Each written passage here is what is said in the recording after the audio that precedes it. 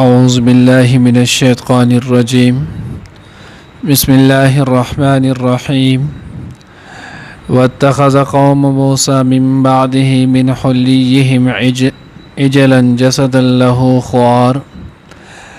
ألم يروا أنه لا يكلمهم ولا يهديهم سبيلا اتخذوه وكانوا ظالمين ولما سقط في أيديهم ورأوا أنهم قد ضلوا قالوا لئن لم يرحمنا ربنا ويغفر لنا لنكونن من الخاسرين.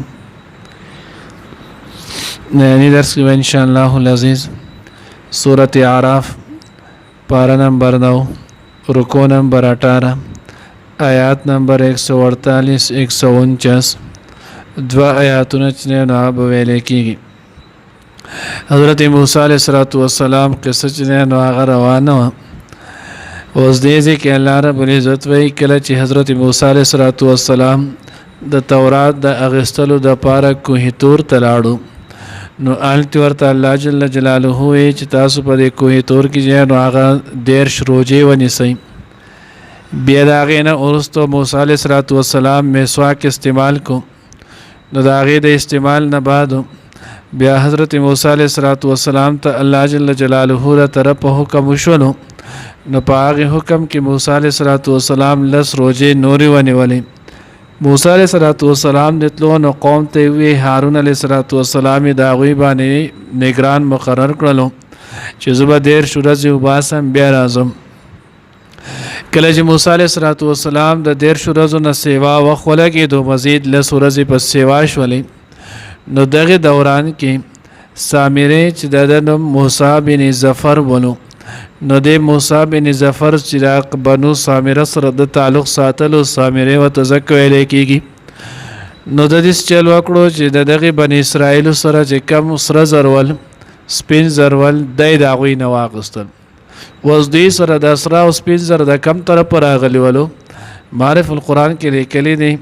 پای کې نو هغه لیکلی چې تفسیر کبیر کې دی چې د دوی سره د سره سپین زر نو هغه د دوی سره امانت پراتول د قوم د فرعون ځکه د قوم فرعون چې نو هغه د فرعون چې کم قوم ولو دا انتهایی مالدار ولو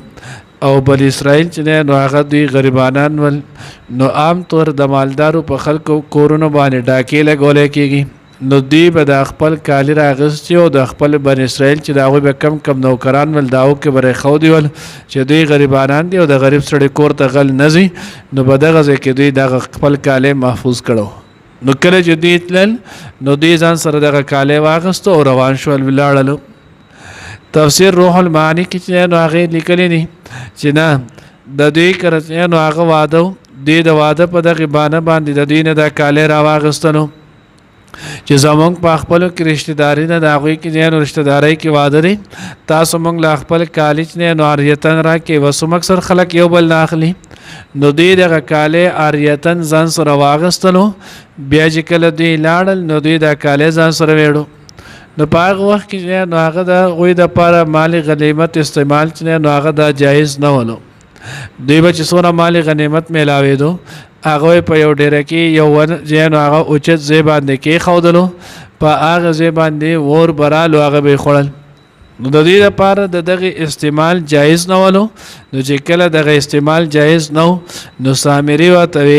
وی تاسو دغه کالي چې څومره راغستې دا راکئ دا خو پردي قوم ته نه نو تاسو سره امانت و یا تاسو د هغوی نه عاریتن راغستلی دی د دې استعمال ستاسو دپاره جایز نه دی. دوی ول هغه ورکولو چې او د دا خبره نو هغه خو صحیح ده. د چې کله هغه د واخیستلو نو دا کالي غوڼ اور ته واچول هغې ولې کړلو بیا د هغې ته نو هغه خاوره واچوله. کله چې نو هغه خاوره ده به د چا نه د حضرت جبریل علیه الصلوۃ والسلام اسمه چې کم ځای خپه کېښوده خپه به یې اوچته کړه نو هغه ځای کې به الله پاک قدرتي طور باندې حیات ژوند پیدا کړو هغه ځای به شین شولو نو ده به حق راواخیسته.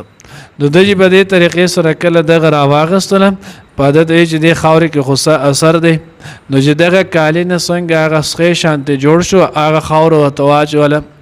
نو د هغې نه د سخې په شکل باندې یو جسه چې دی نو هغه جوړه شوله. او دغه جوسه به بیا د غوا د اواز په شان د سخي د اواز په شان ته یو اواز چې نو هغه ټیټه اواز چې نو هغه به کولو څنګه چې سخی کوي نو دی ورته وی بیا د ظالم چې دا چې نو دا الہکم و الہ موسی علیه جنو العز بالله چې دا ستاسو هم رب دی او د موسی علیه السلام هم رب دی